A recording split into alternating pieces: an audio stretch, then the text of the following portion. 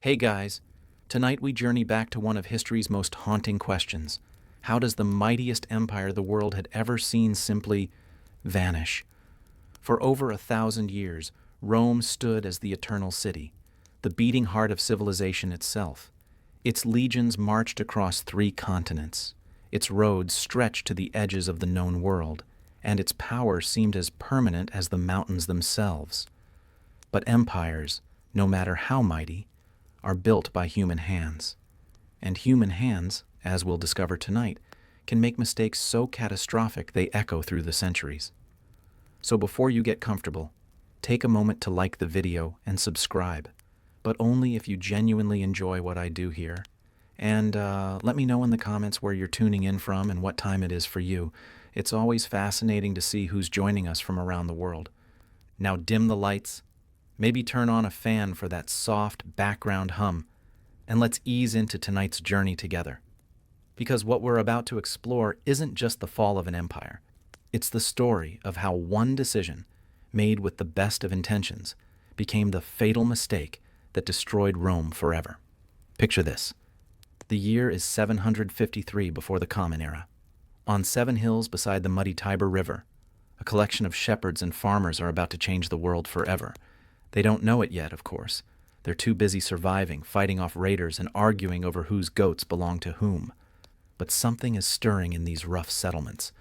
Call it ambition, call it destiny, call it the simple human refusal to accept that this is all there is.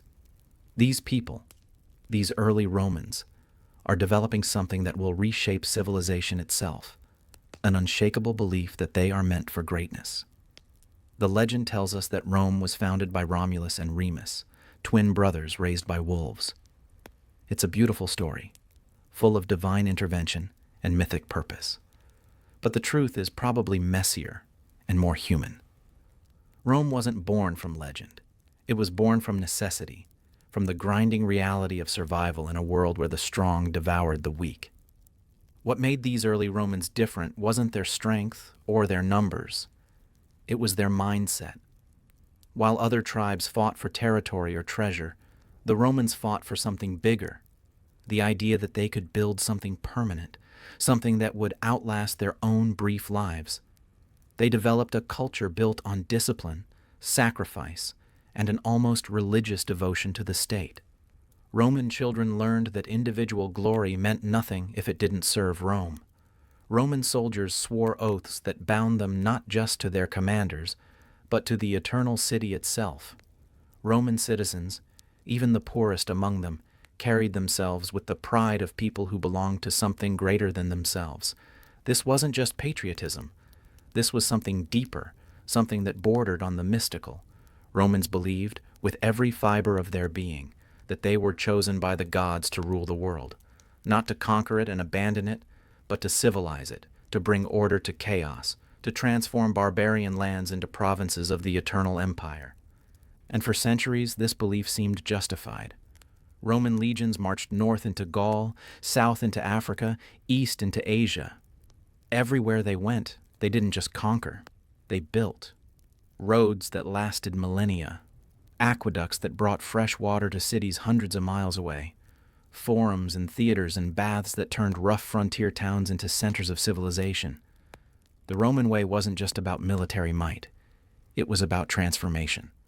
When Rome conquered a people, it didn't just demand tribute. It offered citizenship, law, protection, and the chance to become part of something magnificent. The Roman Empire wasn't just a collection of conquered territories. It was an idea made manifest, the idea that human beings could create order, justice, and prosperity on a scale never before imagined. By the 1st century of the Common Era, this dream had become reality. Roman law governed from Britain to Mesopotamia. Roman roads carried merchants and messages across 3 continents. Roman peace, the famous Pax Romana, had ended centuries of warfare and brought stability to millions of people who had never known it before. But here's the thing about dreams, especially dreams as grand as Rome's. They require constant tending. They demand sacrifice, vigilance, and above all, unity of purpose. The moment that unity cracks, the moment Romans begin to see themselves as individuals rather than servants of the eternal city, the dream begins to die. And by the 3rd century, cracks were already showing. The empire had grown so vast that it strained under its own weight.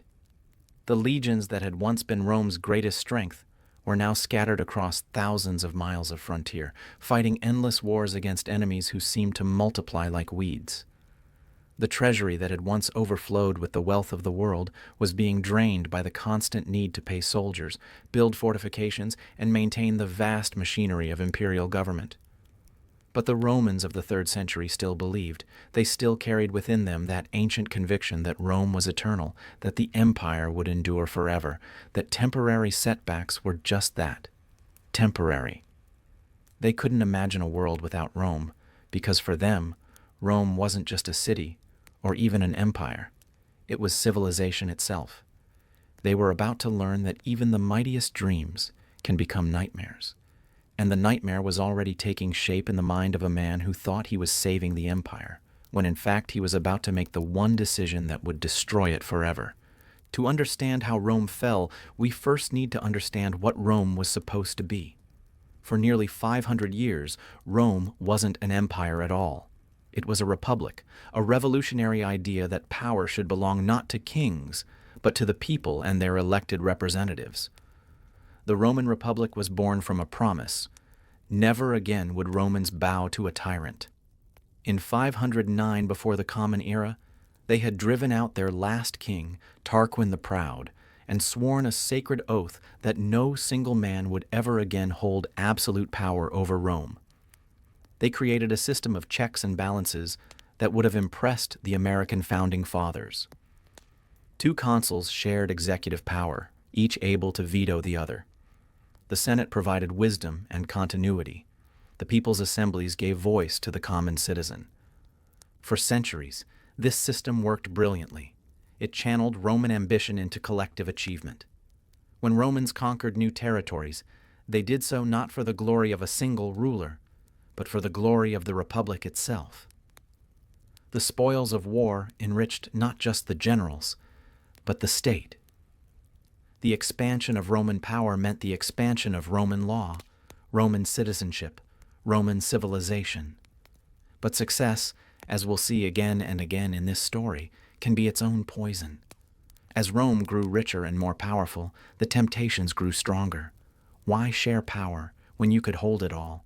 Why serve the state when the state could serve you? The first cracks appeared in the 2nd century before the Common Era. Roman generals, returning from successful campaigns in Greece and Asia, brought back not just gold and slaves, but dangerous new ideas about power. They had seen how Eastern kings lived, surrounded by luxury and worshipped as gods. They had tasted the intoxicating drug of absolute authority. The brothers Tiberius and Gaius Gracchus tried to reform the system, to redistribute land to Rome's growing population of landless poor. They were murdered for their efforts, their bodies thrown into the Tiber River. The message was clear. The old ways were dying, and violence was becoming the new language of Roman politics. Then came Marius and Sulla, 2 generals who turned the Roman army from a citizen militia into a professional force loyal not to the state, but to whoever paid their wages. They fought a civil war that tore the Republic apart, each claiming to be its savior while actually hastening its destruction. But it was Julius Caesar who delivered the killing blow. Brilliant, charismatic, and utterly ruthless, Caesar understood that the Republic was already dead. The question wasn't whether Rome would have a dictator, but who that dictator would be. In 49 before the Common Era, he crossed the Rubicon River with his legions, marching on Rome itself. "The die is cast," he reportedly said, and with those words, the Roman Republic breathed its last. Caesar's assassination on the Ides of March, 44 before the Common Era, was supposed to restore the Republic. Instead, it plunged Rome into another round of civil wars that lasted 13 more years. When the smoke finally cleared, Caesar's adopted son Octavian stood alone as master of the Roman world. But Octavian was cleverer than his adoptive father. He understood that Romans still cherished the memory of the Republic, still believed in the old ideals of shared power and collective responsibility. So he didn't call himself king or dictator. He took the modest title of Augustus, the revered one, and claimed to be merely the first citizen of a restored republic. It was a beautiful lie, and Romans embraced it eagerly because they wanted to believe it. Augustus kept the forms of republican government while gutting its substance. The Senate still met, but only to rubber stamp his decisions. Elections still took place, but only candidates he approved could win. The people still assembled, but only to cheer his speeches. And for a while, it worked magnificently. Augustus brought peace after decades of civil war. He reformed the army, the administration, the tax system.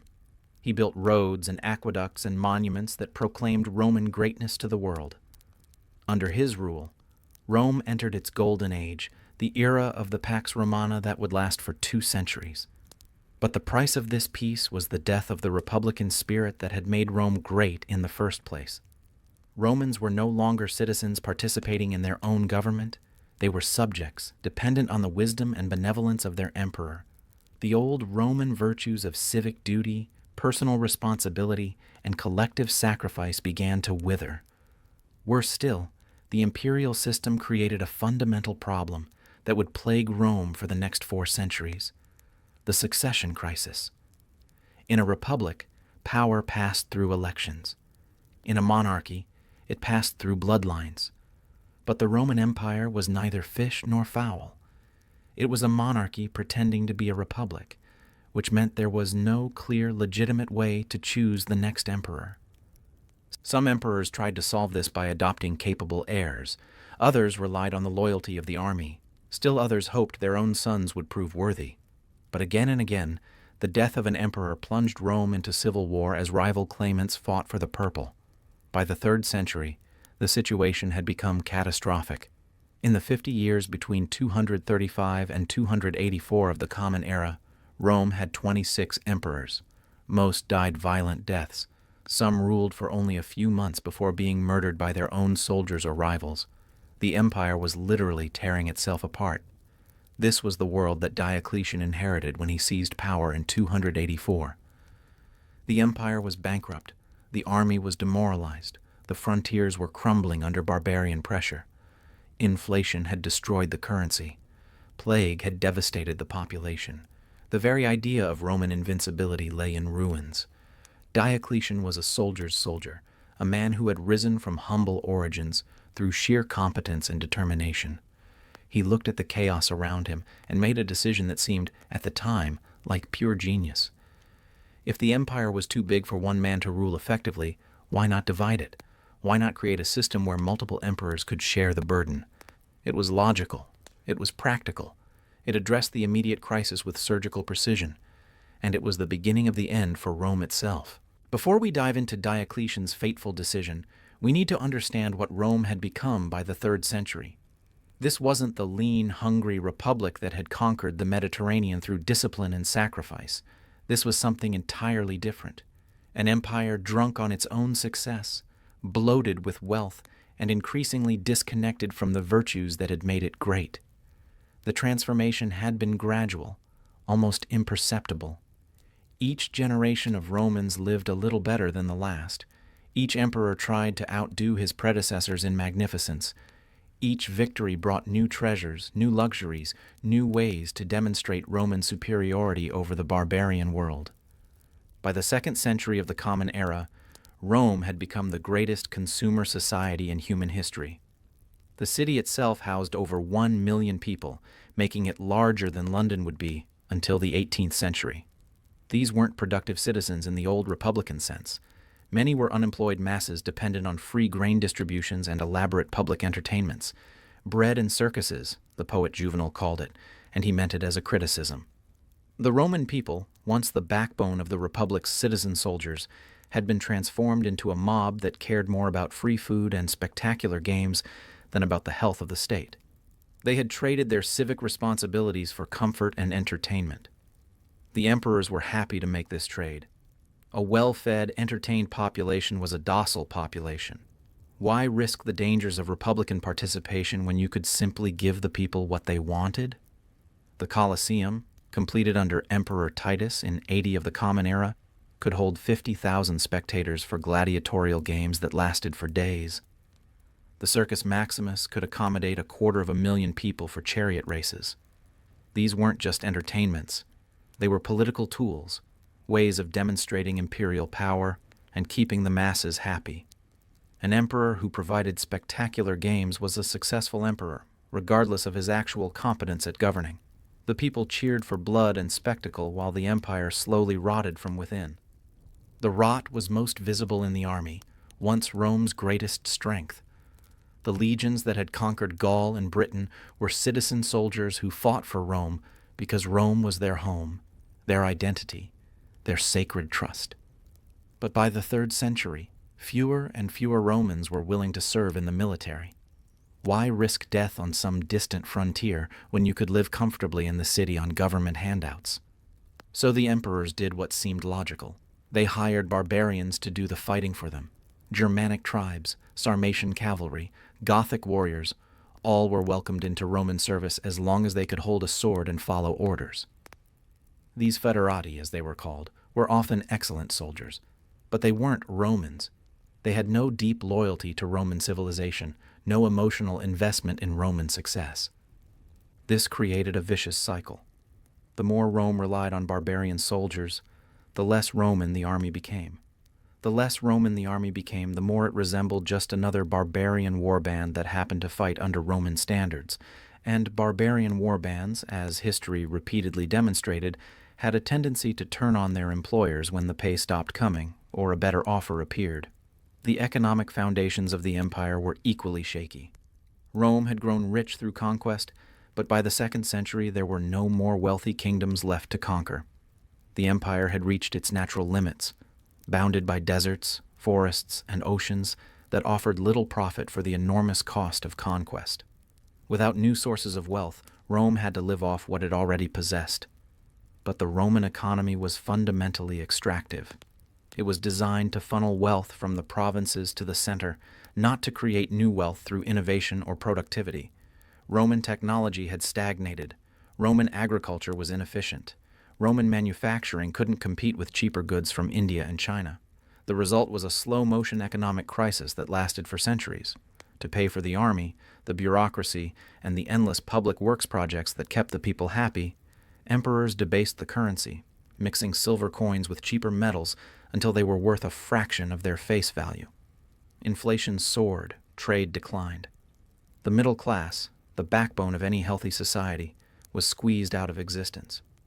By the 3rd century, Roman society had polarized into two extremes: a tiny elite of fantastically wealthy aristocrats and a vast mass of impoverished dependents.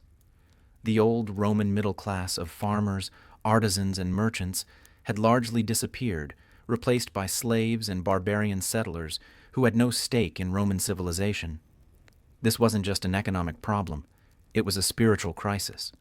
The Romans of the 3rd century had lost touch with the values that had made their ancestors great. They no longer believed in sacrifice for the common good. They no longer saw themselves as part of something larger and more important than their individual desires. The old Roman religion, with its emphasis on duty to the state and the gods, was giving way to mystery cults and foreign philosophies that promised personal salvation rather than civic virtue. Christianity was spreading rapidly, offering hope to the oppressed, but also teaching that earthly kingdoms were temporary and that true loyalty belonged to a heavenly city, not to Rome. Even the emperors themselves had changed.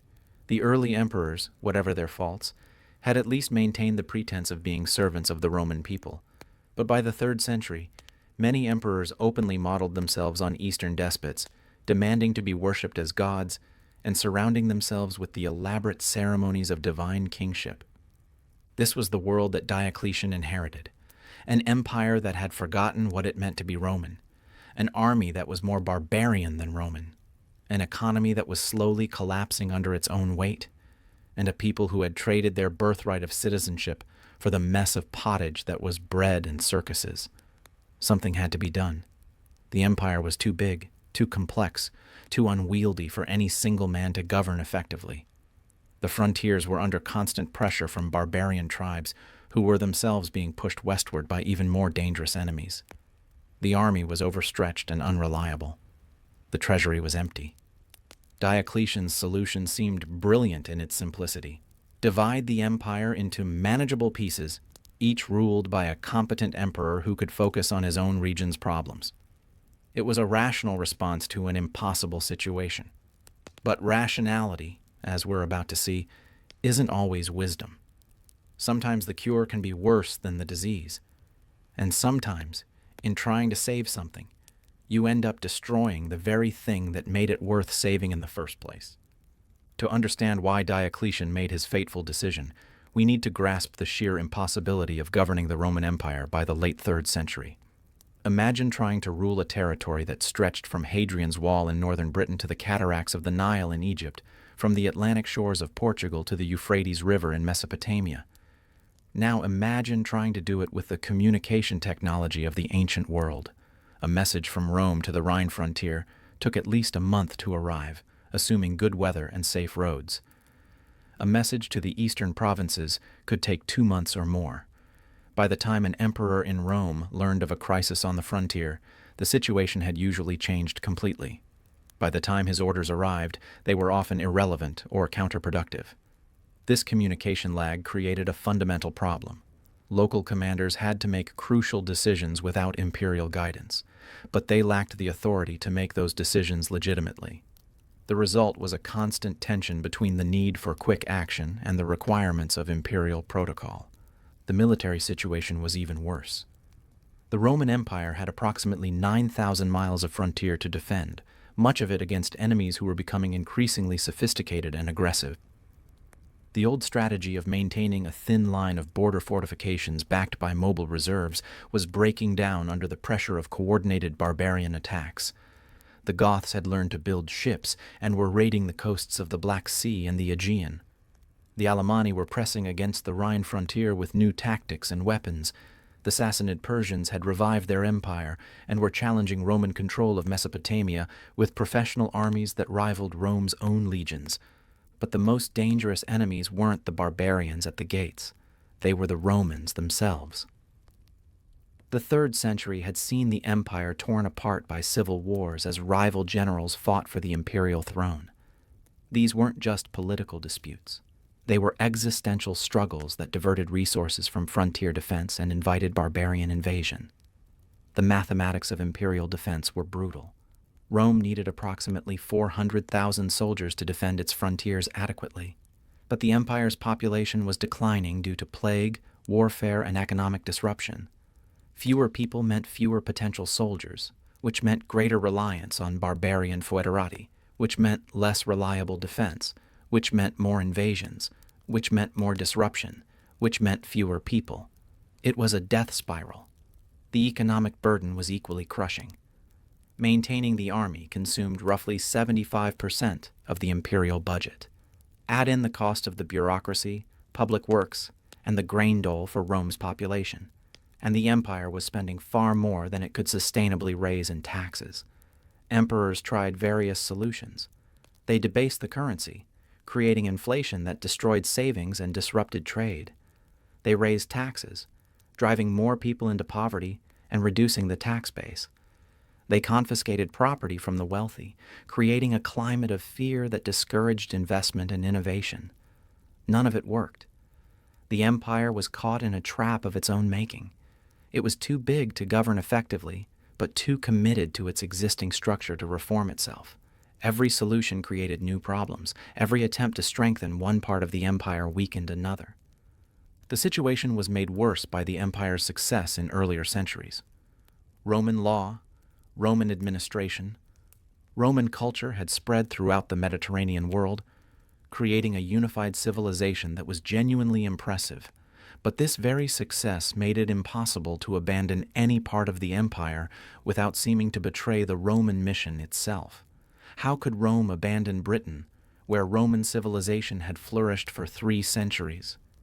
How could it give up Gaul, the source of so much wealth and so many soldiers? How could it retreat from the Danube, leaving Roman citizens to the mercy of barbarian raiders? Every province had its defenders, its local interests, its claims on imperial resources. Every frontier had its strategic importance, its role in the overall defense of the empire. There was no obvious place to draw a smaller, more defensible border. The emperors of the 3rd century tried various expedients. Some focused on the eastern frontier, leaving the west to fend for itself. Others concentrated on defending Italy and the western provinces while neglecting the east. A few attempted to maintain the entire frontier through sheer force of will and increasingly desperate measures. None of these approaches worked for long. The empire was simply too large and too complex for any single ruler to manage effectively. The problems were multiplying faster than solutions could be implemented. The center was losing control of the periphery, and the periphery was fragmenting into semi-independent regions ruled by local strongmen. By the time Diocletian seized power in 284, the empire had endured 50 years of near-constant crisis. The economy was in ruins, the army was demoralized and unreliable, the frontiers were crumbling. The very idea of Roman invincibility had been shattered by repeated defeats and humiliations. Something radical had to be done. The old system of unified imperial rule had clearly failed. The empire needed a new structure, a new approach, a new way of organizing itself for survival in an increasingly hostile world. Diocletian's solution was elegant in its logic. If the empire was too big for one man to rule, divide it among multiple rulers. Create a system where each emperor could focus on his own region, responding quickly to local crises without having to coordinate with distant colleagues. Maintain unity of purpose while allowing flexibility of execution. It seemed like the perfect answer to an impossible problem. And in the short term, it worked brilliantly. Diocletian's tetrarchy, his system of 4 co-emperors, brought stability to the empire for the first time in generations. The frontiers were secured, the economy was stabilized, the army was reformed and re-energized. But there was a hidden cost to this success, a price that wouldn't become apparent for several generations. In solving the immediate crisis of imperial governance, Diocletian had planted the seeds of a much larger disaster. He had taken the first step down a path that would lead inexorably to the destruction of the Roman Empire itself. The fatal mistake wasn't obvious at the time. It seemed like wisdom, like necessary adaptation to change circumstances. But history has a way of revealing the true consequences of our decisions, often long after we're gone to see them. And the consequences of Diocletian's decision would echo through the centuries, shaping the fate of civilization itself. The year was 285 of the Common Era. Diocletian, a soldier who had risen from humble origins in Dalmatia, stood at the pinnacle of Roman power. But the empire he had inherited was a shadow of its former self, racked by civil wars, barbarian invasions, and economic collapse. Something had to be done, and Diocletian believed he had found the answer. His solution was revolutionary: the Tetrarchy, a system of 4 co-emperors who would share the burden of governing the vast Roman Empire. 2 senior emperors called Augusti would rule the eastern and western halves of the empire. Each Augustus would be assisted by a junior emperor called a Caesar, who would serve as his heir and deputy. When an Augustus died or retired, his Caesar would take his place, and a new Caesar would be appointed. On the surface, it was brilliant. The empire would have 4 capable rulers instead of 1 overworked emperor. Each could focus on his own region, responding quickly to local crises without having to coordinate with distant colleagues. The succession problem that had plagued Rome for centuries would be solved through a clear, orderly process of promotion. Diocletian implemented his system with characteristic efficiency. He took the eastern half of the empire for himself, with his capital at Nicomedia in Asia Minor. His co-Augustus, Maximian, ruled the western half from Milan. The 2 Caesars, Galerius and Constantius, governed the Danube and Gallic regions respectively. The results were immediate and impressive. The Tetrarchy brought stability to the empire for the first time in 50 years. The frontiers were secured against barbarian invasion. The economy was reformed and stabilized. The army was reorganized and re-equipped. Diocletian's administrative reforms created a more efficient bureaucracy that could actually govern the empire's vast territories. But there was a problem with Diocletian's solution. a flaw so fundamental that it would ultimately prove fatal. In dividing the empire to save it, he had destroyed the very thing that made Rome Roman, its unity. For over 1,000 years, Rome had been more than just a city or even an empire. It was an idea, a vision of universal civilization under a single law, a single authority, a single destiny. Romans from Britain to Egypt, from Spain to Syria, all shared in this common identity. They were all citizens of the same eternal city, subjects of the same divine emperor, participants in the same cosmic mission to bring order to the world. Diocletian's division shattered this unity. Suddenly, there were two Romes, two emperors, two centers of power. The eastern and western halves of the empire began to develop separate identities, separate interests, separate destinies. What had once been a single civilization began to split into two distinct cultures. The division was supposed to be administrative, not political. The empire was still theoretically one, ruled by colleagues who shared the same goals and values. But theory and practice are different things, and the practice of division inevitably led to the reality of separation. The Eastern and Western emperors began to compete with each other for resources, prestige, and legitimacy. Each wanted the best generals, the most loyal troops, the richest provinces.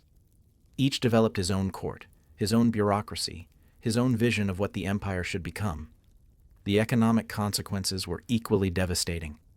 The Roman Empire had always been an integrated economic system, with goods, people, and ideas flowing freely across its vast territories. The division disrupted these flows, creating artificial barriers between regions that had been economically interdependent for centuries. Trade routes that had connected the eastern and western Mediterranean for generations were suddenly subject to different laws, different currencies, different administrative systems.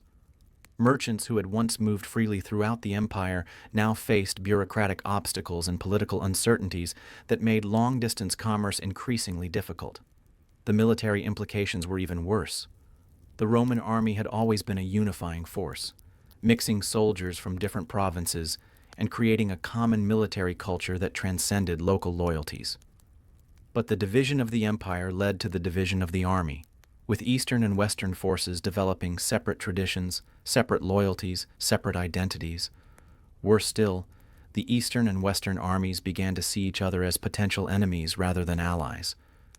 When civil wars erupted, as they inevitably did, Roman soldiers found themselves fighting other Roman soldiers, weakening the empire as a whole while strengthening its barbarian enemies. The cultural impact was perhaps the most profound of all. Roman civilization had always been syncretic, absorbing and transforming influences from across the known world. Greek philosophy, Egyptian religion, Germanic military traditions, Persian administrative techniques, all had been woven into the rich tapestry of Roman culture. But the division of the empire disrupted this cultural synthesis. The eastern half, centered on Constantinople, became increasingly Greek in character, while the western half remained more traditionally Latin. What had once been a single, diverse civilization began to fragment into separate cultural spheres. The religious consequences were equally significant. Christianity was spreading rapidly throughout the empire, but the division meant that Eastern and Western Christianity began to develop along different lines. Different theological traditions, different liturgical practices, different relationships with imperial authority, all would eventually contribute to the Great Schism between Eastern Orthodoxy and Roman Catholicism. But perhaps the most fatal consequence of Diocletian's division was psychological. For the first time in Roman history, Romans began to think of themselves as Easterners or Westerners, rather than simply as Romans. The universal identity that had held the empire together for centuries began to fracture along regional lines. This psychological division made it easier for later emperors to abandon parts of the empire when they came under pressure. If you thought of yourself primarily as a Western Roman rather than simply as a Roman, it became possible to imagine abandoning the eastern provinces to save the West, or vice versa. The division also made it easier for barbarian peoples to play the Eastern and Western empires against each other. Clever barbarian leaders learned to seek alliance with one half of the empire against the other, turning Roman strength into Roman weakness. Diocletian himself seems to have understood some of these dangers. In 305, he took the unprecedented step of voluntarily retiring from power, hoping that his example would establish a tradition of peaceful succession, but his retirement only accelerated the empire's fragmentation, as his successors fought a series of civil wars that lasted for nearly 20 years. When Constantine finally reunited the empire in 324, the damage had already been done. The habit of division had been established, the precedent had been set. The idea that the empire could be split when circumstances required it had taken root in Roman thinking. Constantine tried to restore unity by founding a new capital, Constantinople, that would serve as a new Rome for the eastern provinces. But this only institutionalized the division he was trying to heal. Now there were two Romes, two centers of power, two focuses of imperial loyalty. The final division came in 395, when Emperor Theodosius died and left the eastern half of the empire to one son and the western half to another. This division was supposed to be temporary, but it became permanent. Never again would the Roman Empire be truly united under a single ruler. From that point forward, the history of Rome becomes the history of two separate empires, each following its own path, each facing its own challenges, each developing its own solutions. The Eastern Empire, which we now call the Byzantine Empire, would survive for another 1,000 years. But the Western Empire, the Rome of Caesar and Augustus, of Cicero and Virgil, would fall within a century. The irony is profound. Diocletian's division was intended to save the Roman Empire, and in a sense, it succeeded. The eastern half of the empire did survive, preserving Roman law, Roman administration, and Roman culture well into the medieval period. But it survived by ceasing to be Roman in any meaningful sense, becoming instead a Greek empire that happened to call itself Roman. The Western Empire, meanwhile, was doomed by the very division that was supposed to save it. Cut off from the wealth and resources of the East, weakened by constant civil wars, unable to maintain its vast frontiers with diminished resources, it gradually collapsed under the weight of barbarian invasion and internal decay. Diocletian's fatal mistake wasn't malicious or stupid. It was the product of clear thinking, careful analysis, and genuine concern for the empire's welfare. But it was still a mistake, and a fatal one, because it destroyed the unity that was Rome's greatest strength. In trying to make the empire more governable, Diocletian made it less Roman. In trying to solve the immediate crisis of imperial administration, he created the conditions for the empire's ultimate destruction. In trying to save Rome, he killed it. The lesson is sobering. Sometimes the cure really is worse than the disease. Sometimes the very rationality of a solution is what makes it dangerous. And sometimes, in our eagerness to solve immediate problems, we create much larger problems for the future. Diocletian couldn't have known what his decision would lead to. He was dealing with an immediate crisis that threatened the empire's survival. His solution worked, at least in the short term. But the long-term consequences were catastrophic, and they remind us that even the best intentions can have the worst results. The Roman Empire didn't fall because of barbarian invasions or economic collapse or military defeat. It fell because it stopped being Roman, and it stopped being Roman because of a decision made with the best of intentions by one of its most capable emperors. That's the real tragedy of Rome's fall. It wasn't inevitable, it wasn't the result of external forces beyond Roman control, and it wasn't the product of decadence or moral decay. It was the result of a single fatal mistake made by a man who was trying to save the empire he loved. The Roman legions had once been the terror of the world. Disciplined, professional, and utterly loyal to Rome, they had conquered an empire that stretched from Britain to Mesopotamia. But by the 4th century, something fundamental had changed. The army that had once embodied Roman virtue had become Rome's greatest liability. The transformation began with necessity. As we've seen, the empire's vast frontiers required more soldiers than Rome could provide from its own population. The solution seemed obvious. Recruit barbarians. Germanic tribes, Sarmatian cavalry, Gothic warriors, all were welcomed into Roman service as foederati. federated allies who fought under Roman standards in exchange for pay, land, and the promise of Roman citizenship. At first, this system worked well. Barbarian soldiers were often excellent fighters, and their different fighting styles and tactics added flexibility to Roman military operations. The empire had always been pragmatic about incorporating useful elements from conquered peoples, and barbarian military service seemed like just another example of Roman adaptability. But there was a crucial difference between earlier forms of Romanization and the militarization of barbarian peoples. When Rome conquered a territory, it gradually transformed the local population into Romans through law, culture, education, and civic participation. The process took generations, but it was thorough. By the end of it, the descendants of conquered peoples thought of themselves as Romans first and foremost. The barbarian foederati, however, were never truly Romanized. They served in the Roman army, but they maintained their own tribal identities, their own customs, their own loyalties. They were Romans in name only, mercenaries who happened to fight under Roman banners. This created a fundamental problem, an army that was Roman in organization, but barbarian in spirit. These soldiers had no deep emotional connection to Roman civilization, no inherited loyalty to the Roman state, no cultural investment in Roman success. They fought for Rome because Rome paid them, but their ultimate loyalty remained with their own people. The problem was compounded by the empire's division. Eastern and Western armies began to develop separate identities, separate traditions, separate loyalties. A Gothic warrior serving in the Western army had more in common with his tribal cousins fighting for the Eastern Empire than he did with the Roman civilians he was supposed to protect.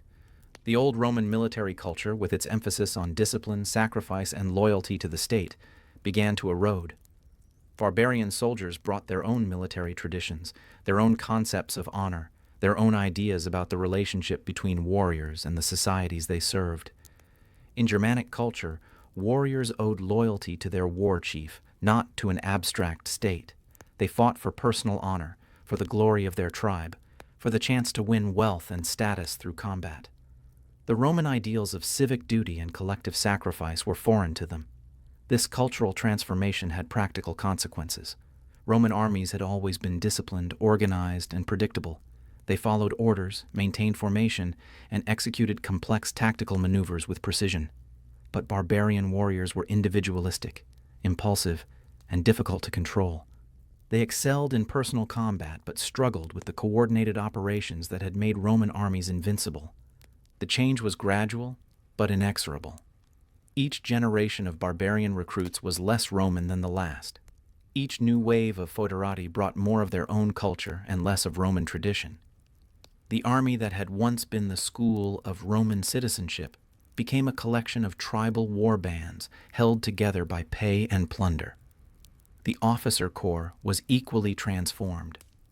In the early empire, military command had been the preserve of Roman aristocrats who saw military service as a civic duty and a path to political advancement.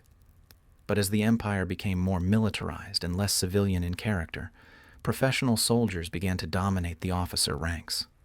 Many of these professional officers were themselves of barbarian origin. Men like Stilicho, the Vandal general who effectively ruled the Western Empire in the early 5th century, or Ricimer, the Suevian kingmaker who controlled a succession of puppet emperors. These men were competent soldiers and capable administrators, but they were not Romans in any meaningful sense. The result was an army that was increasingly alienated from the society it was supposed to defend. Roman civilians and barbarian soldiers lived in different worlds, spoke different languages, worshipped different gods, and held different values. The army became a state within the state, a parallel society that happened to be based on Roman territory. This alienation had catastrophic consequences when the empire came under serious pressure. In 406, a massive barbarian invasion crossed the frozen Rhine and poured into Gaul. The Roman response was telling. Instead of uniting against the common threat, different barbarian groups within the Roman army began to calculate their own interests. Some remained loyal to Rome, at least temporarily. Others defected to the invaders. Still others tried to carve out independent kingdoms for themselves. The Roman army, which should have been the empire's shield against barbarian invasion, became part of the invasion itself. The sack of Rome by Alaric's Visigoths in 410 was particularly symbolic. Alaric had served in the Roman army for years. He knew Roman tactics, Roman weaknesses, Roman politics. When he turned against Rome, he did so not as a foreign invader, but as a former Roman general who had decided that his own interests lay elsewhere. The pattern repeated itself throughout the 5th century. Vandal, Ostrogothic, and Frankish leaders who had served Rome turned against it when circumstances changed. They used their knowledge of Roman military organization to create their own kingdoms on Roman territory, often employing other barbarian foederati who had learned their trade in Roman service. The Western Empire's final collapse was essentially a military coup carried out by its own army. In 476, Odoacer, a Germanic chieftain serving as a Roman general, deposed the last Western emperor and declared himself king of Italy. He didn't conquer the Roman Empire. He simply took it over from within. The Eastern Empire survived longer, partly because it managed to maintain more control over its barbarian recruits. Eastern emperors were more successful at playing different barbarian groups against each other, preventing any single group from becoming too powerful. They also maintained stronger civilian institutions that could balance military power. But even in the East, the army's barbarization created long-term problems.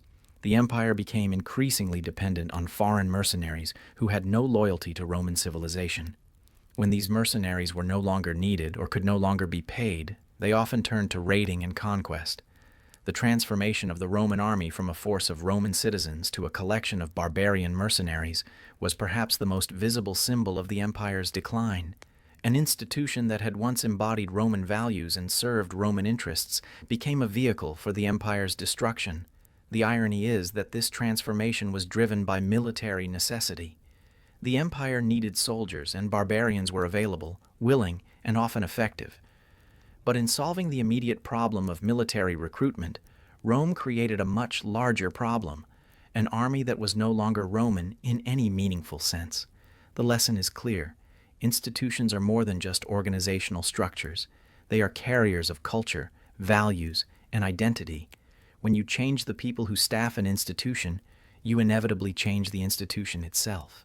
And when you change a crucial institution like the army, you change the entire character of the society it serves. Rome's army forgot Rome because Rome forgot what it meant to be Roman. The empire's citizens were no longer willing to serve in the military, so the empire hired foreigners to do the job. But foreigners, no matter how capable, could never be the guardians of Roman civilization in the way that Roman citizens had been. The result was an army that was technically Roman but spiritually barbarian, an army that served Rome's immediate needs but undermined Rome's long-term survival. It was another consequence of Diocletian's fatal mistake. The division of the empire had made it impossible to maintain the unified Roman identity that had once motivated citizens to serve their state. In the end, Rome fell not to foreign conquest, but to internal transformation. The barbarians didn't destroy the Roman army. They became the Roman army. And once that happened, the distinction between Roman and barbarian became meaningless. The empire survived in name, but Rome itself was already dead. For centuries, the word barbarian had been synonymous with chaos, savagery, and everything that Rome was not. Romans used it to describe anyone who lived beyond the civilized boundaries of the empire, anyone who didn't speak Latin or Greek, anyone who hadn't been touched by the transforming power of Roman law and culture. But by the 4th century, this comfortable distinction was breaking down. The barbarians were no longer safely beyond the gates. They were inside the empire, serving in its armies, governing its provinces, and increasingly making its decisions. The transformation of these peoples from enemies to allies to masters is one of the most dramatic reversals in human history. The change didn't happen overnight. For generations, barbarian tribes had been pressing against Rome's frontiers, not out of any grand plan to destroy the empire, but simply because they were being pushed westward by even more dangerous enemies. The Huns, a nomadic people from the Asian steppes, had begun a great migration that would reshape the entire European continent. The Huns were unlike any enemy Rome had faced before. They were superb horsemen and archers, capable of appearing suddenly out of nowhere, devastating a region, and disappearing before Roman forces could respond. They didn't want to conquer Roman territory in the traditional sense. They wanted to control the peoples who lived on it, extracting tribute and recruits for their own armies. The pressure of Hunnic expansion forced Germanic tribes to seek refuge within Roman borders. These weren't the primitive savages of Roman propaganda. Many had been in contact with Roman civilization for centuries. They had learned Roman military techniques, adopted Roman weapons and tactics, and developed sophisticated political organizations. The Visigoths, for example, had been Romanized to a considerable degree before they crossed the Danube in 376. They had served as Roman allies, traded with Roman merchants, and absorbed Roman cultural influences. When they requested permission to settle within the empire, they weren't asking to destroy Roman civilization. They were asking to join it. The Roman response to this request revealed how far the empire had fallen from its earlier ideals.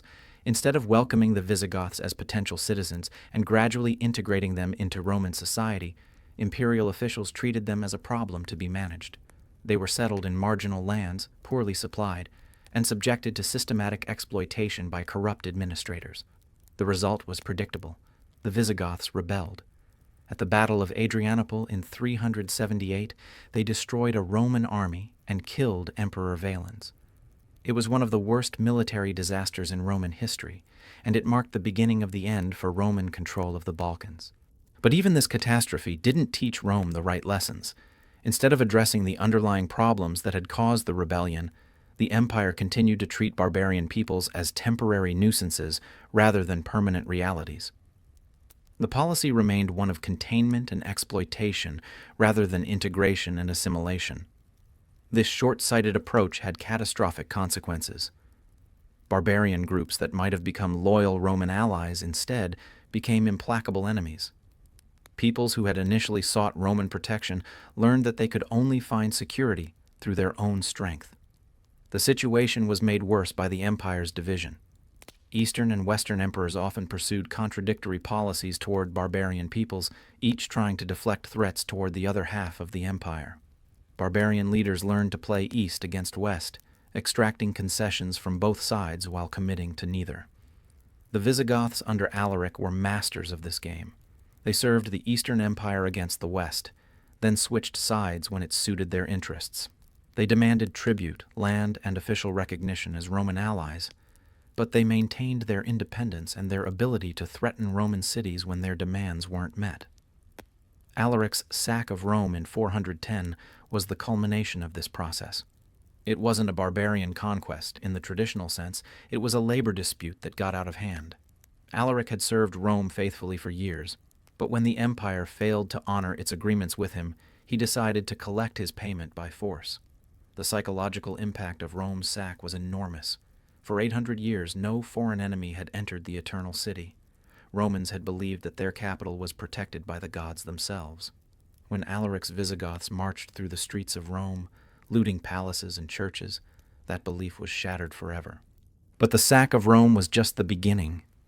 In 455, the Vandals sacked the city again. In 472, Ricimer's Germanic troops occupied it. By the end of the 5th century, Rome had been sacked so many times that it had lost its symbolic power. The Eternal City had become just another prize to be fought over by barbarian warlords. The pattern was repeated throughout the Western Empire. In Gaul, the Franks established a kingdom that would eventually become France. In Spain, the Visigoths created a realm that lasted for 3 centuries. In North Africa, the Vandals built a maritime empire that controlled the Western Mediterranean. These weren't temporary occupations. They were permanent transformations. The barbarian kingdoms that emerged from the ruins of the Western Empire weren't trying to restore Roman rule. They were creating something new, something that combined barbarian political traditions with Roman administrative techniques. The process was often surprisingly peaceful. Many Roman aristocrats found that they could maintain their wealth and status by collaborating with barbarian rulers.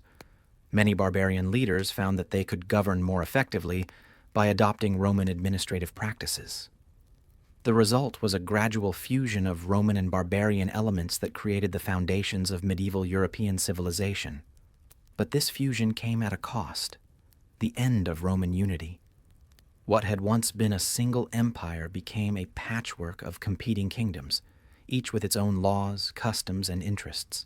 The universal civilization that Rome had created was replaced by a collection of local cultures that happened to share some common Roman heritage. The Eastern Empire survived this transformation, but only by becoming something different. The Byzantine Empire that emerged from the eastern provinces was Greek rather than Latin, Orthodox rather than Catholic, autocratic rather than republican. It preserved many Roman institutions, but it was no longer Roman in any meaningful sense. The barbarian invasions weren't the cause of Rome's fall. They were the consequence of Rome's internal weaknesses. The empire fell because it had lost the ability to assimilate new peoples, to inspire loyalty among its subjects, to maintain the unity that had been its greatest strength. The barbarians didn't destroy Roman civilization, they inherited it. But they inherited it in fragments, and they lacked the vision or the power to put those fragments back together. The result was the end of the ancient world and the beginning of the medieval period, a time when Europe would be divided among competing kingdoms rather than united under a single empire. The irony is that many of the barbarian leaders who conquered Roman territory genuinely admired Roman civilization. They wanted to be Romans, or at least to rule Romans. But the empire's division and internal conflicts made it impossible for them to achieve this goal through peaceful means. If Rome had remained united, if it had maintained the assimilative power that had once been its greatest strength, the barbarian invasions might have been just another chapter in the long story of Roman expansion. Instead, they became the final chapter in the story of Roman decline. The barbarians at the gates weren't Rome's enemies. They were Rome's abandoned children, peoples who had been touched by Roman civilization but never fully embraced by it. When they finally broke through the gates, they weren't destroying Rome. They were claiming their inheritance. But by then, there was no longer a Rome to inherit, only the fragments of what had once been the greatest empire in human history. The year was 410 of the Common Era. For over 8 centuries, Rome had stood inviolate, protected by its armies, its walls, and the belief that the gods themselves watched over the eternal city. No foreign enemy had breached its defenses since the Gauls under Brennus had sacked it in 390 before the Common Era. Rome wasn't just a city, it was a symbol, an idea, the beating heart of civilization itself. But on August 24th, 410, that symbol was shattered forever. Alaric, king of the Visigoths, led his warriors through the gates of Rome and subjected the Eternal City to 3 days of systematic looting. The psychological shock was devastating, not just for Romans, but for the entire civilized world. To understand the full impact of this catastrophe, we need to appreciate what Rome meant to the people of the 4th and 5th centuries. This wasn't just the capital of an empire. It was the center of the universe, the place where heaven and earth met, the city that the gods had chosen to rule the world. Rome's very architecture proclaimed its eternal destiny, the Forum Romanum, where senators had debated the fate of nations for centuries, the Circus Maximus, where 250,000 spectators could watch chariot races, the Colosseum, where gladiators had died for the entertainment of the masses, the Pantheon, where all the gods of the empire were worshipped together. These weren't just buildings. They were monuments to Roman permanence, physical proof that Rome would endure forever. The city's population of nearly 1 million people made it the largest urban center in the Western world. Its wealth, accumulated through centuries of conquest and tribute, was legendary. But by 410, Rome's glory was largely a memory. The emperors had long since moved their capitals to more strategic locations: Milan, Ravenna, Constantinople. The city's population had declined dramatically as economic opportunities shifted elsewhere. Many of the great monuments were falling into disrepair. Still, Rome retained its symbolic power. It was still the eternal city, still the heart of the empire, still the place where the gods dwelt among men. The idea that barbarians could actually enter Rome, could loot its treasures and humiliate its people, was literally unthinkable. Alaric's path to Rome had been long and complex.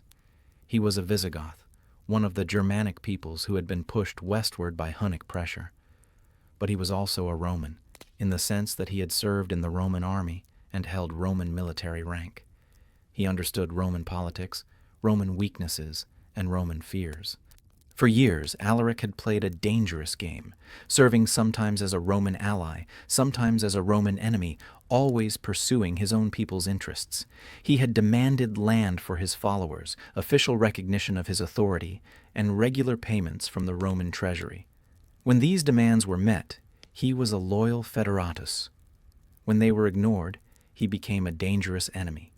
The immediate cause of Alaric's march on Rome was a dispute over payment.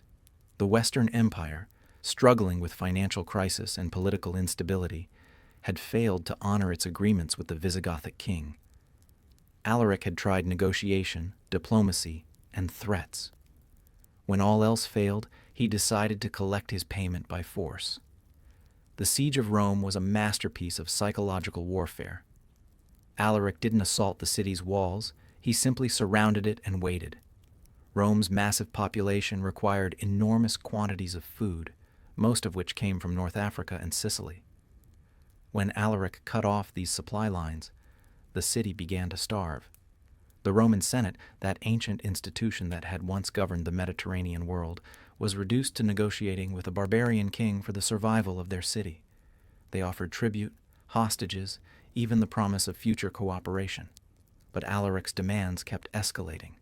The final negotiations were conducted by Pope Innocent I, a sign of how much the Christian Church had replaced traditional Roman institutions as the real power in the city. But even papal intervention couldn't prevent the catastrophe that was coming. On August 24th, the gates of Rome were opened. Some sources suggest treachery by slaves or Gothic sympathizers within the city. Others point to the simple fact that Rome's defenders were outnumbered and demoralized. The exact mechanism doesn't matter. What matters is that the unthinkable had happened. Alaric's Visigoths poured into the eternal city like a flood. But this wasn't the mindless destruction that Roman propaganda had always associated with barbarian invasions. Alaric was a Christian, and he had given strict orders that churches were to be respected and civilians were not to be harmed unnecessarily. The sack was systematic and disciplined. The Visigoths targeted the palaces of the wealthy, the temples of the old gods, and the public buildings that contained the accumulated treasures of centuries. They loaded wagons with gold, silver, precious stones, and works of art. They took hostages from prominent families, including Galla Placidia, the emperor's sister. But they didn't burn the city or massacre its population. This was a business transaction, not an act of genocide. Alaric wanted to demonstrate his power and collect what he was owed, not to destroy Roman civilization entirely. The 3 days of looting were carefully controlled. When they were over, Alaric led his people out of Rome, taking their plunder and their hostages with them. The city was left intact, but humiliated, stripped of its treasures, but not of its life. The immediate physical damage was relatively limited. Rome would recover from the material losses within a generation, but the psychological damage was irreparable. The myth of Roman invincibility had been shattered. The eternal city had been shown to be as vulnerable as any other. The news of Rome's sack spread throughout the empire like wildfire. In distant provinces, Roman citizens wept openly. In barbarian lands, warriors sharpened their swords and began to dream of their own marches on Roman cities. The balance of power in the Mediterranean world had shifted permanently. Saint Jerome, writing from his monastery in Bethlehem, captured the mood of the times. The city which had taken the whole world was itself taken. St. Augustine began writing his masterpiece, The City of God, partly as a response to pagans who blamed Christianity for Rome's fall. But perhaps the most telling response came from the Emperor Honorius, who was safely ensconced in his capital at Ravenna. When told that Rome had fallen, he reportedly panicked, thinking that his favorite rooster, also named Rome, had died. When assured that the bird was safe, he relaxed. The anecdote may be apocryphal, but it perfectly captures the disconnect between the imperial government and the reality of the empire's situation. Alaric himself didn't live long to enjoy his triumph. He died later that same year, possibly of fever, while planning an invasion of North Africa. His followers buried him in a riverbed, along with much of the treasure he had taken from Rome, then diverted the river back to its original course to hide the grave forever. But Alaric's death didn't undo the damage he had inflicted. Rome had been sacked, and the world had seen it happen. The precedent had been set. Other barbarian leaders would follow Alaric's example, and Rome would be sacked again and again in the decades that followed. The sack of 410 was not the end of Rome, but it was the beginning of the end. It marked the moment when the eternal city's eternal nature was revealed to be a myth. Rome was not protected by the gods. It was not destined to rule forever. It was just another city, vulnerable to the same forces that had destroyed countless other cities throughout history. The psychological impact of this realization cannot be overstated. For over a millennium, Romans had believed in their own destiny, their own permanence, their own divine mission to rule the world. When that belief was shattered, something essential died in the Roman spirit. The empire would limp on for another 66 years in the west, another 1,000 years in the east, but it would never again be the confident, expansive, world-conquering force that it had once been. The sack of Rome marked the end of the ancient world and the beginning of something new, something smaller, something more fragmented. In trying to save the empire through division, Diocletian had made it vulnerable to exactly this kind of catastrophe. A united Rome might have been able to prevent Alaric's march on the capital, or at least to respond more effectively to the crisis. But a divided empire, with its resources scattered and its attention divided, could not protect even its most sacred symbols. The eternal city had fallen, and with it, the dream of eternal Rome. What remained was just another collection of medieval kingdoms, squabbling over the fragments of what had once been the greatest empire in human history. His name was Romulus Augustulus, and he was perhaps the most ironically named ruler in human history. Romulus, after the legendary founder of Rome. Augustulus, Little Augustus, after the first and greatest of the Roman emperors. But this Romulus would not found an empire. He would witness its end. And this Augustus would not bring glory to Rome. He would preside over its final humiliation. The year was 476 of the Common Era, the Western Roman Empire. That mighty colossus that had once bestrode the Mediterranean world had been reduced to a rump state centered on Italy. Its provinces had been carved up among barbarian kingdoms. Its armies consisted largely of Germanic mercenaries. Its treasury was empty, its authority was a joke, and its very existence depended on the whims of barbarian warlords. Romulus Augustulus was not even a real emperor in any meaningful sense. He was a child, probably no more than 12 years old, placed on the throne by his father Orestes, a former secretary to Attila the Hun who had seized power through a military coup. The boy emperor was a puppet, a figurehead, a symbol of how far the mighty had fallen. But even puppet emperors need someone to pull their strings, and Orestes found himself facing an impossible situation. His Germanic troops, led by a chieftain named Odoacer, were demanding what barbarian soldiers had always demanded: land, money, and recognition. Specifically, they wanted 1/3 of the land in Italy to be distributed among them as permanent settlements. Orestes refused. Perhaps he still believed in the fiction of Roman sovereignty. Perhaps he thought he could find another solution. Perhaps he simply couldn't bring himself to formally acknowledge that Italy itself had become barbarian territory. Whatever his reasons, his refusal sealed his fate and that of his son. Odoacer was not a wild barbarian chieftain in the Roman imagination. He was a sophisticated political operator who understood both Germanic warrior culture and Roman administrative systems. He had served in the Roman army, held Roman military rank, and learned Roman political techniques. When he decided to act against Orestes, he did so with careful calculation. The rebellion was swift and decisive. Orestes was captured and executed. His supporters were scattered or killed. Within weeks, Odoacer controlled Italy and held the fate of the last Western emperor in his hands. But what to do with Romulus Augustulus? The boy had committed no crimes except being born into an impossible situation. He posed no real threat to anyone. He was in many ways as much a victim of circumstances as anyone else. Odoacer's solution was elegant and historically significant. He didn't execute the boy emperor, as might have been expected. Instead, he formally deposed him, granted him a generous pension, and sent him into comfortable retirement. The message was clear. The Western Roman Empire was over, but it was ending not with violence but with a kind of bureaucratic efficiency. More importantly, Odoacer didn't claim the imperial title for himself.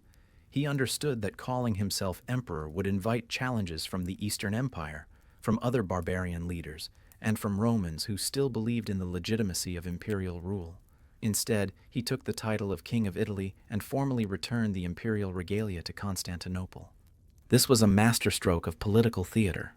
By returning the imperial symbols to the Eastern Emperor, Odoacer was acknowledging that there was still a Roman Empire, just not in the West. He was positioning himself not as a usurper, but as a legitimate ruler who happened to govern former Roman territory on behalf of the true emperor in Constantinople. The Eastern Emperor Zeno found himself in an awkward position. He couldn't realistically challenge Odoacer's control of Italy, but he also couldn't formally recognize the end of the Western Empire. His solution was to grant Odoacer the title of patrician and to acknowledge him as the legitimate ruler of Italy, while maintaining the fiction that this was a temporary arrangement. And so, with remarkably little fanfare, the Western Roman Empire came to an end. There were no great battles, no dramatic last stands, no heroic speeches about Roman virtue and destiny. The last emperor was simply pensioned off, and life went on. The date traditionally given for the fall of the Western Roman Empire is September 4th, 476, when Romulus Augustulus was deposed. But this date is somewhat arbitrary. The empire had been effectively dead for decades before Odoacer made it official.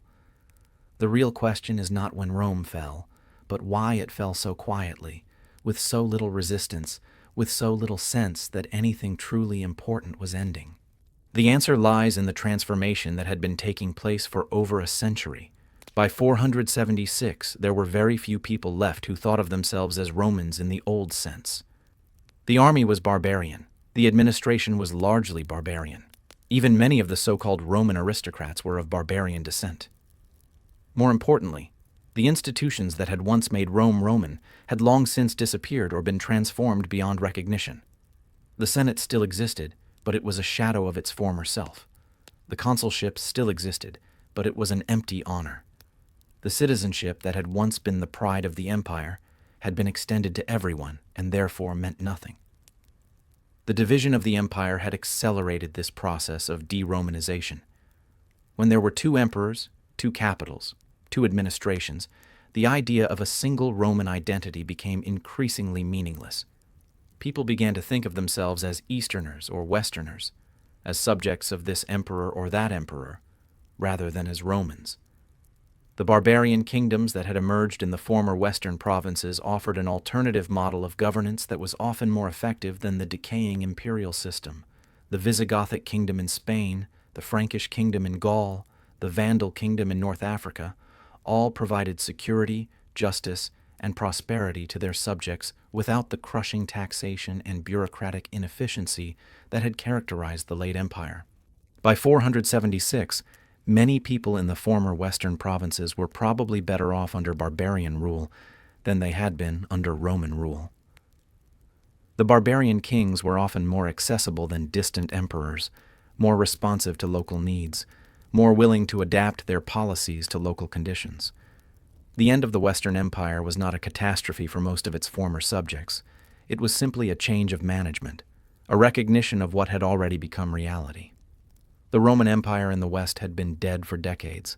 Odoacer simply buried the corpse. But what about Romulus Augustulus himself? What happened to the last emperor of the West? The historical record is frustratingly vague. We know that Odoacer granted him a pension of 6,000 gold pieces per year and allowed him to retire to a villa in Campania. After that, he disappears from history.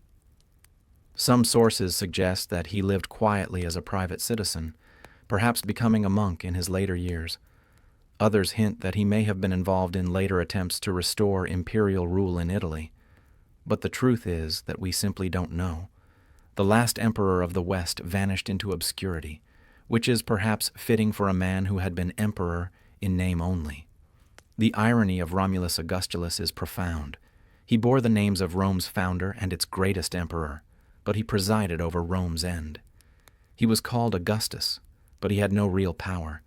He was supposed to be the heir to Caesar and Trajan and Marcus Aurelius, but he was just a child caught up in events far beyond his control or understanding.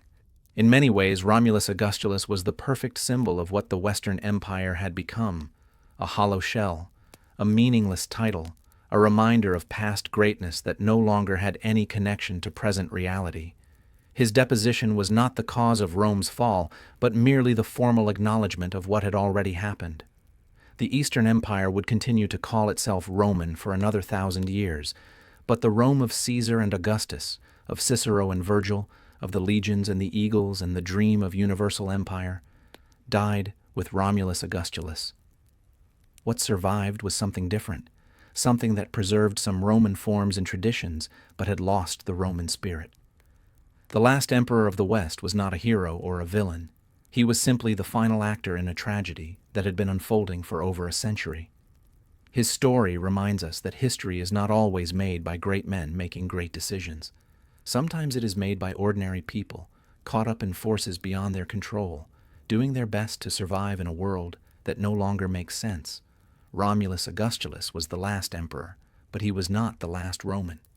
That distinction belongs to all of us who still remember what Rome was supposed to represent: the idea that human beings can create order out of chaos, justice out of conflict, civilization out of barbarism.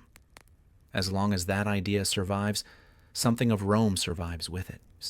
But the empire itself, the political and military structure that had dominated the Mediterranean world for over 5 centuries, was gone forever.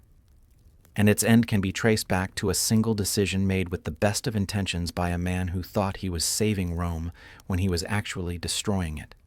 The Western Roman Empire officially ended in 476, but its fall was not a single event. It was a process, a slow-motion collapse that had been unfolding for over 2 centuries. And in many ways, that collapse is still continuing today, as we struggle with the same fundamental questions that destroyed Rome. How do you maintain unity in diversity?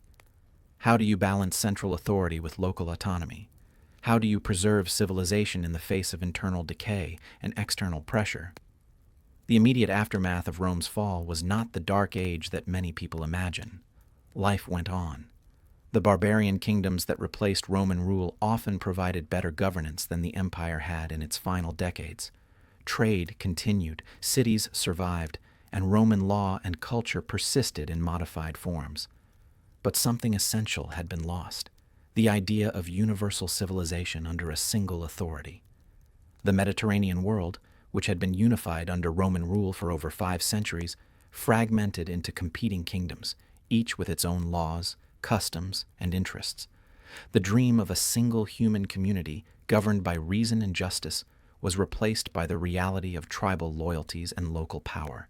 The Eastern Empire, which we now call the Byzantine Empire, survived for another 1,000 years, but it survived by abandoning most of what had made Rome Roman. It became Greek rather than Latin, Orthodox rather than Catholic, autocratic rather than republican. It preserved Roman law and Roman administrative techniques, but it lost the Roman spirit of expansion, assimilation, and universal citizenship. The Byzantine Empire was a remarkable achievement in its own right, but it was not Rome in any meaningful sense. It was a Greek empire that happened to call itself Roman, a medieval state that preserved some ancient forms while abandoning ancient ideals. In the West, the barbarian kingdoms that emerged from the ruins of the empire gradually developed into the medieval European states that we know from history. The Frankish kingdom became France. The Visigothic kingdom became Spain. The Anglo-Saxon kingdoms became England. Each preserved some Roman elements while developing its own distinct character. But none of these successor states could match the scope and ambition of the Roman Empire at its height. They were regional powers, not universal empires. They governed territories, not civilizations. They ruled subjects, not citizens. The Holy Roman Empire, founded by Charlemagne in 800, was an attempt to restore Roman universalism. But it was Roman in name only, a loose confederation of German principalities that never achieved the unity or effectiveness of the original empire. It lasted for over 1,000 years, but it was always more of an aspiration than a reality. The real heir to Roman civilization was not any political entity, but the Catholic Church. The Church preserved Roman law, Roman administrative techniques, and Roman universalist ideals. It maintained a single authority governing diverse peoples across vast territories. It promoted a common culture and a common set of values. In many ways, the medieval church was more Roman than any of the political states that claimed Roman heritage. But the church's universalism was spiritual rather than political. It could unite souls, but not territories. It could provide moral guidance, but not effective governance. The medieval world remained politically fragmented, a collection of competing kingdoms rather than a unified empire. The Renaissance brought a renewed interest in Roman civilization, but it was an antiquarian interest rather than a practical one. Renaissance humanists studied Roman literature, art, and philosophy, but they made no serious attempt to restore Roman political institutions. The nation-states that emerged from the medieval period were based on ethnic and linguistic unity rather than Roman universalism. The modern world has seen several attempts to recreate something like the Roman Empire: Napoleon's Empire, Hitler's Third Reich, the Soviet Union, the European Union. All have been compared to Rome, and all have failed to achieve Rome's combination of unity, stability, and longevity. The United States, with its republican institutions, its federal structure, and its universalist ideals, is perhaps the closest modern equivalent to the Roman Republic. But America faces many of the same challenges that destroyed Rome: the tension between central authority and local autonomy, the difficulty of maintaining civic virtue in a wealthy society, the challenge of assimilating diverse populations into a common culture. The parallels are striking and sobering. Like Rome, America has grown from a small republic into a global empire. Like Rome, it faces pressure from barbarian peoples who want to share in its prosperity. Like Rome, it struggles with the corruption that comes with wealth and power. Like Rome, it is tempted to solve its problems through division rather than unity. The lesson of Rome's fall is not that empires inevitably collapse, though they do, but that they collapse for specific, identifiable reasons. Rome fell because it abandoned the principles that had made it great. It fell because it chose short-term solutions over long-term stability. It fell because it lost faith in its own mission and values. Most importantly, Rome fell because it divided itself. Diocletian's decision to split the empire was rational, practical, and necessary given the circumstances of his time. But it was also fatal, because it destroyed the unity that was Rome's greatest strength. The division of the empire created two competing centers of power, where there had been one. It encouraged regional loyalties at the expense of imperial loyalty. It made it easier for barbarian peoples to play east against west. It transformed a single civilization into two separate cultures. The process was gradual and initially successful. The Tetrarchy brought stability to the empire for the first time in generations. The division allowed each half of the empire to focus on its own problems without being distracted by distant crises. For a while, it seemed like Diocletian had found the perfect solution to the problem of imperial governance. But the long-term consequences were catastrophic. The division institutionalized the empire's fragmentation. It made permanent what was supposed to be temporary. It created the precedent for further divisions, further fragmentations, further weakening of imperial authority. By the 5th century, the Western Empire was so weak that it could not defend itself against barbarian invasion. By the 6th century, it had ceased to exist as a political entity. The Eastern Empire survived longer, but only by becoming something entirely different from what Rome had originally been. The tragedy of Rome's fall is that it was preventable. The empire did not fall because of external enemies or natural disasters or inevitable historical forces. It fell because of human decisions, human mistakes, human failures of imagination and will. If Diocletian had found a way to reform the empire without dividing it, if later emperors had maintained Roman unity while adapting to changed circumstances, if the Roman people had preserved their civic virtue and their commitment to the common good, the empire might have survived and evolved rather than collapsed and fragmented. But history does not offer second chances. The decisions were made, the consequences followed, and the Roman Empire fell. What remains is the memory of what was lost and the warning of what can happen when great civilizations abandon the principles that made them great. The fall of Rome is not just ancient history. It is a continuing story, a permanent reminder of the fragility of human achievement and the importance of the choices we make. Every generation faces the same fundamental questions that confronted Diocletian. How do we balance unity and diversity? How do we maintain central authority while respecting local autonomy? How do we preserve what is valuable from the past while adapting to the challenges of the present? The answers we give to these questions will determine whether our own civilization survives and thrives or follows Rome into the dustbin of history. The choice, as always, is ours. But the example of Rome reminds us that even the mightiest empires can fall, and that the greatest danger often comes not from external enemies, but from our own internal divisions and failures of vision. Rome fell because it stopped being Roman. It stopped believing in its own mission, its own values, its own destiny. It chose the easy path of division over the hard path of unity. It traded its birthright for a mess of pottage, and in the end, it lost both. The lesson is clear. Civilizations are not destroyed by their enemies. They are destroyed by their own choices. And the most fatal choice of all is the choice to abandon the unity that makes civilization possible in the first place. That was Rome's fatal mistake. It divided itself to save itself, and in doing so, it destroyed itself. The empire that had once seemed eternal proved to be as mortal as any other human creation. But its memory endures, a reminder of both the heights that human civilization can reach and the depths to which it can fall.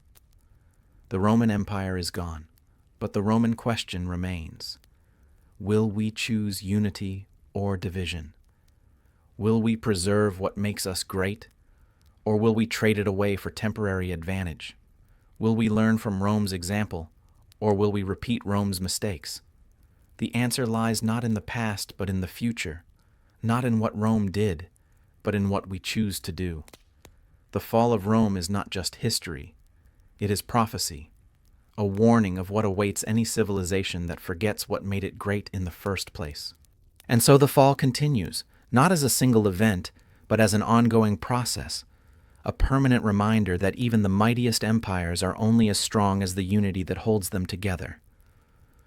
Rome divided itself and fell. The question that haunts us still is whether we will be wise enough to learn from Rome's fatal mistake, or whether we too will choose division over unity and suffer the same inevitable fate. The eternal city is gone, but the eternal question remains. And on our answer hangs the fate not just of our own civilization, but of civilization itself. Tonight, we've journeyed through one of history's greatest tragedies, the fall of an empire that thought it couldn't die.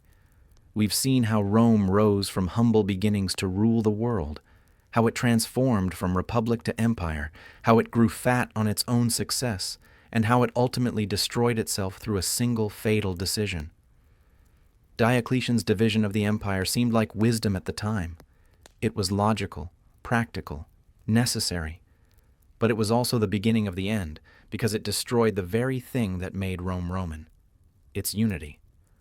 The lesson echoes through the centuries. Sometimes the cure is worse than the disease. Sometimes our solutions become our problems. Sometimes, in trying to save what we love, we end up destroying it. Rome fell not because it was weak, but because it forgot what made it strong. Not because of its enemies, but because of its own choices. Not because it had to, but because it chose to. And that choice, the choice between unity and division, between strength and convenience, between the hard path and the easy path, is one that every civilization must make. Rome made the wrong choice. The question that haunts us still is, what choice will we make? Thank you for joining me on this journey through the shadows of history. Until next time, remember, empires rise and fall, but the lessons they leave behind are eternal. And the greatest lesson of all is this: unity is strength, division is death, and the choice between them is always ours to make. But before we close this chapter on Rome's tragic end, we must ask ourselves the most uncomfortable question of all. Are we making the same mistakes today? Look around you. Look at the world we've built, the civilization we've inherited, the unity we've taken for granted. Do you see the cracks? Do you hear the echoes of Rome's final centuries in our own time? We live in an age of unprecedented prosperity, just as Rome did in the 2nd century. We have technology that would seem like magic to ancient eyes, wealth that would make Caesar weep with envy, power that spans the globe. But we also have something else that Rome had in its final days, the dangerous illusion that our success makes us invincible. Like Rome, we face pressures at our borders, not barbarian tribes, but waves of migration, economic disruption, and cultural transformation that challenge our ability to maintain cohesion.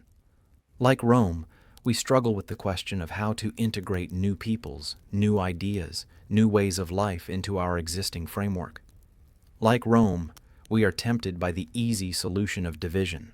When problems become too complex, when unity becomes too difficult, when the center cannot hold, the natural human response is to break things into smaller, more manageable pieces. It's logical. It's practical. It's exactly what Diocletian thought when he divided the empire. But logic isn't always wisdom, and the most logical solution can sometimes be the most dangerous one. Consider our own divisions, not just political, but cultural, economic, generational. Consider how we've sorted ourselves into separate communities, separate media ecosystems, separate realities. Consider how we've allowed our differences to become more important than our commonalities, our tribal loyalties to override our shared humanity. This is how empires die, not with a bang, but with a whisper, not through conquest, but through fragmentation, not because they're destroyed from without, but because they destroy themselves from within. Rome's legions didn't disappear overnight. They gradually became less Roman and more barbarian until the distinction became meaningless. Rome's citizens didn't suddenly stop being Roman. They slowly lost interest in being Roman until citizenship became just another administrative category. Rome's unity didn't shatter in a single moment. It eroded slowly, imperceptibly, until one day people woke up and realized that the empire they thought they belonged to no longer existed. The process was so gradual that most Romans didn't even notice it happening. They went about their daily lives, paid their taxes, attended their entertainments, and assumed that Rome would always be there. They couldn't imagine a world without the empire, because the empire was all they had ever known. But empires, like all human creations, are more fragile than they appear. They depend not on stone and steel, but on something much more delicate, the shared belief that they should exist. When that belief dies, the empire dies with it, no matter how mighty its armies or how vast its territories. This is the real lesson of Rome's fall, the one that should keep us awake at night. Civilizations don't collapse because they have to. They collapse because they choose to. They collapse because the people who make them up stop believing in them, stop working for them, stop sacrificing for them. They collapse because unity becomes too hard and division seems too easy, because the common good becomes less important than individual advantage, because the long-term future becomes less compelling than short-term gain. They collapse because people forget that civilization is not a natural state, but an artificial one, not a given, but a gift, not a right, but a responsibility. Rome forgot this. In its final centuries, Romans stopped thinking of themselves as Romans first and something else second. They became Christians or pagans, Easterners or Westerners, rich or poor, citizens or barbarians. They lost the overarching identity that had once made them the masters of the world. The question that haunts us is whether we're making the same mistake. Are we still Americans, or Europeans, or citizens of the world? Or have we become something smaller, something more tribal, something that puts our differences before our commonalities? Are we still committed to the ideals that built our civilization? Liberty, equality, justice, the rule of law, the dignity of the individual? Or have we decided that these ideals are too expensive, too difficult, too inconvenient for the modern world? Are we still willing to sacrifice for the common good, to work together despite our differences, to maintain the unity that makes civilization possible? Or have we chosen the easier path of division, fragmentation, and tribal loyalty? The choice is ours, just as it was Rome's. But we have an advantage that Rome didn't have. We know how the story ends. We've seen what happens when great civilizations choose division over unity, when they trade their birthright for temporary advantage, when they forget what made them great in the first place. We know that empires can fall. We know that civilizations can die. We know that even the mightiest human achievements can crumble into dust if the people who created them stop believing in them. But we also know something else. It doesn't have to happen. The fall is not inevitable. The choice is still ours to make. We can choose unity over division. We can choose the common good over individual advantage. We can choose to remember what makes us great instead of forgetting it in the pursuit of temporary gain.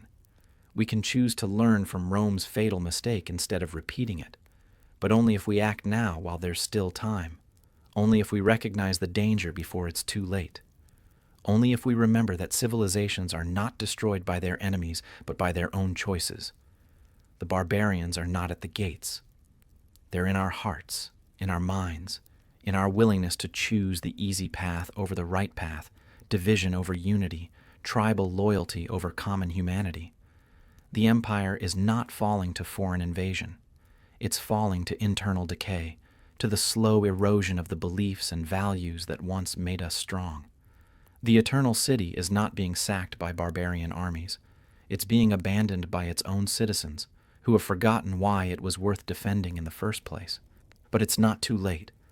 It's never too late as long as there are people willing to remember, willing to choose, willing to sacrifice for something greater than themselves. Rome fell because Romans stopped being Roman. We don't have to make the same mistake. We can choose to remain who we are, to preserve what makes us great, to maintain the unity that makes civilization possible. The choice is ours. The time is now. The question is whether we have the wisdom to learn from history or the folly to repeat it. Rome's fall was not inevitable. Neither is ours. But only if we choose unity over division, strength over convenience, the hard path over the easy path.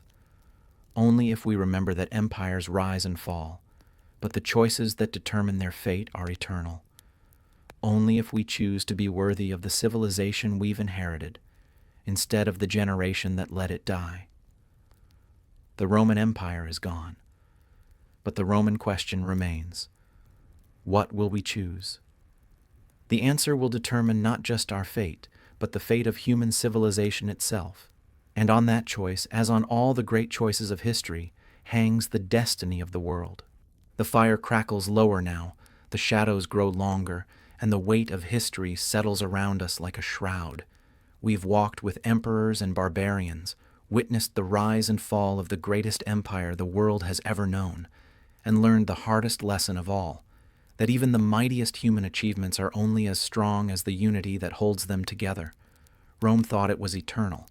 Rome thought it couldn't fall. Rome thought its divisions would save it. Rome was wrong.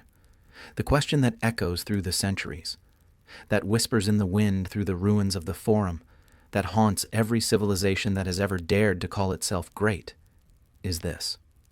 Will we be wiser than Rome? Will we learn from its fatal mistake? Will we choose unity when division seems easier, strength when weakness seems safer, the hard path when the easy path beckons? Or will we, like Rome, divide ourselves to save ourselves, only to discover that in doing so, we have destroyed the very thing we sought to preserve? The choice, as always, is ours. But the consequences, as Rome learned too late, are eternal. Thank you for walking this long road through history with me tonight. May we all choose more wisely than the Romans did. May we all remember that unity is strength, division is death, and the greatest empires fall not to their enemies, but to their own fatal mistakes. Until we meet again in the shadows of history, remember, the past is prologue, the future is unwritten, and the choices we make today will echo through the centuries, just as Rome's choices echo still. Sleep well, dream of unity, and may we never forget the price of division. Good night.